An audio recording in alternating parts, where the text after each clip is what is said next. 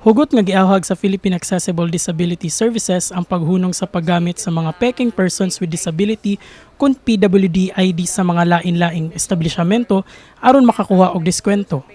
Kini subay sa gikatahong pagsaka sa mga kaso sa paggamit og fake PWD IDs. Matod pa sa PADS founder nga si John Paul Maunes nga alaot gyud ang mga businesses kung magpadayon pa kini. Kung hununaon nila na gusto sila mo take advantage of that, no?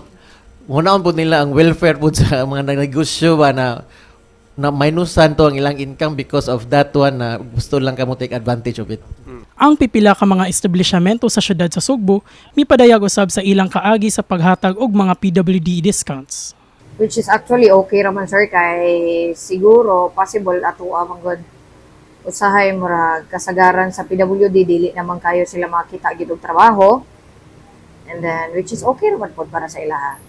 Ay okay ra pud like kay kanang kuan man naman ma-honor man sad namo ang kuan kay since privilege man nila ang kuan kuan na. So na ba kayong mga higayon na fake ang gihatag nila nga ID or na makaklis nila? So far murag wala ko man siguro ko ka-encounter gan kuan na unta nga dili ko ka-encounter ginana nga mga fake na ID. Dugang ni Maunes nga kinahanglan masilutan ang mga magpakaarong ingnon nga adunay disabilities.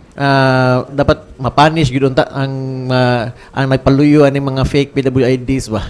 It's unethical, unlawful, o for me kung maghimog criminal, it should be criminalized. Samtang subay sa nagkaduol nga piniliay karong Mayo, gipahingusgan sab sa PADS nga kinahanglan na gyud ang representasyon sa mga PWD sa Kongreso. The best way to improve the legislation and policies for persons with disability is also proper representation of persons with disabilities in the government.